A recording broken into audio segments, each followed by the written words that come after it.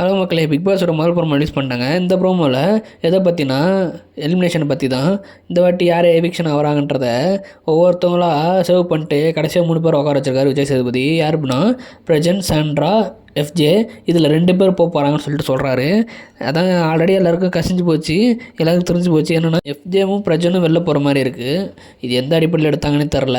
என்ன ஒருவேளை பிரஜனோட பேர் கெட்டு போகக்கூடாது, இதுக்கப்புறம் இது ஆயிடுச்சுன்னா கெட்டு போயிடுன்றதை எடுக்கிறாங்களான்னு தெரில. ஒருவேளை சாண்ட்ராவை வெளில கொண்டு வரணும், அவங்க கேரக்டர் நல்லா விளையாட வைக்கணுன்றதை கொண்டு வரலாம், என்னன்னு தெரியல.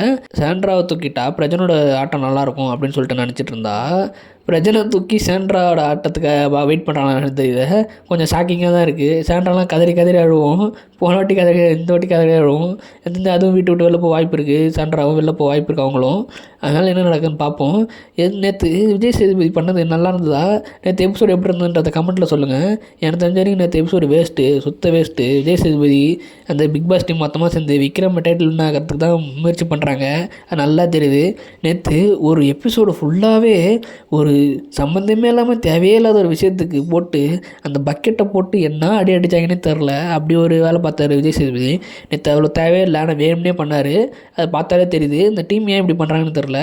எபிசோடு அந்தமாதிரி இருக்குன்னு பார்த்தா இப்போ வீக்கெண்ட் எபிசோடு இந்தமாதிரி இருக்குது. விருப்பம் தான் அதை பார்க்க. உங்களோட கமெண்ட்ஸ் என்னென்னு கமெண்ட்ஸில் சொல்லுங்கள். அடுத்த வீடியோவில் பார்க்கலாம். இந்த மாதிரி நிறைய வீடியோ எடுத்து சேனல் சப்ஸ்கிரைப் பண்ணுங்கள். அடுத்த வீடியோவில் பார்க்கலாம்.